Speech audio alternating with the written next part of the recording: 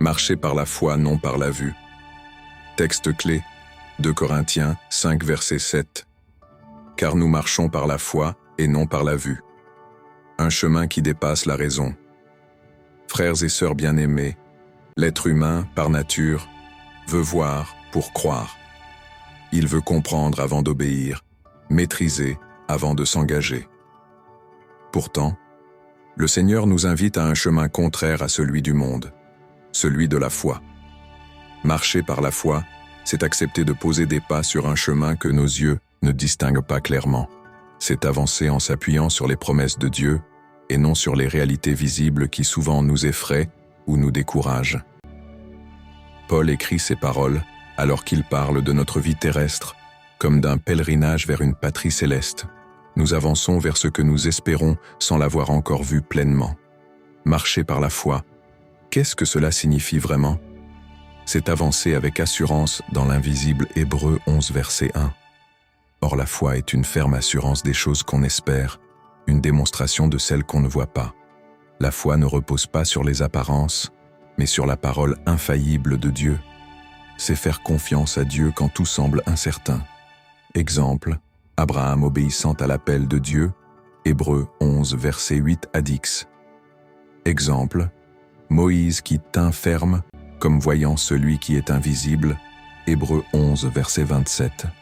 C'est accepter de renoncer à nos propres raisonnements.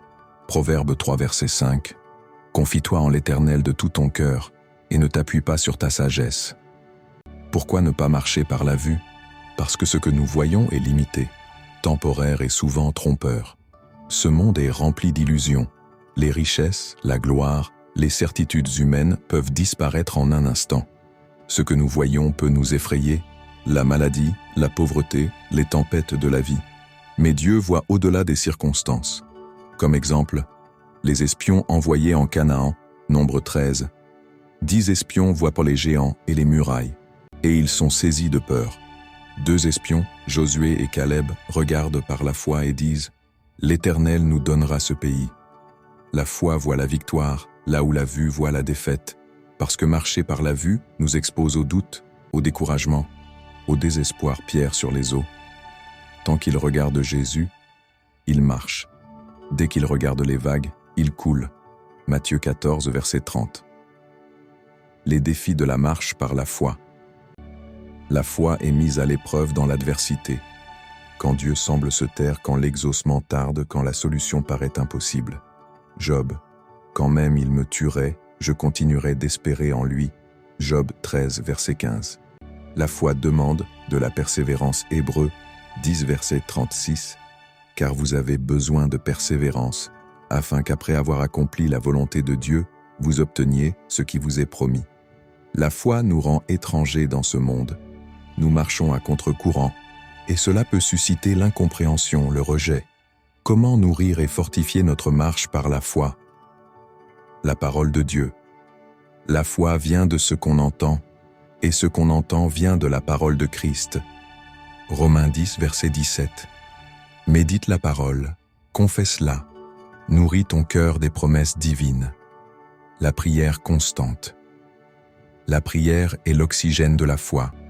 Elle nous relie au Dieu invisible et nous fortifie dans le combat. Les témoignages et l'exemple des héros de la foi. Lise Hébreux 11, relis les récits de ceux qui ont marché avant nous et ont triomphé. La communion avec les frères et sœurs. L'Église est un soutien pour marcher ensemble dans la foi.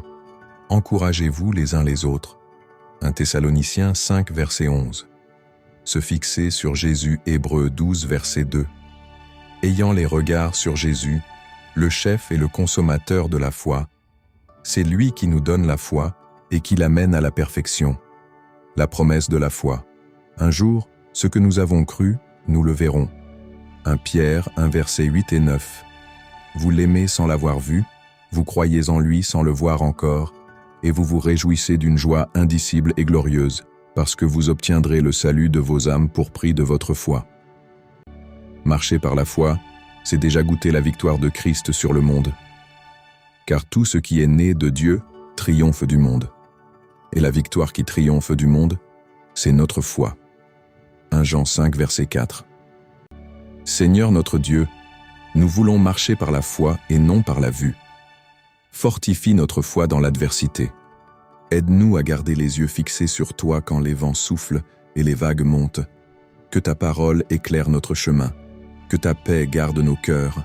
Donne-nous de persévérer jusqu'au jour où la foi deviendra vue et nous contemplerons ta gloire. Au nom de Jésus, Amen.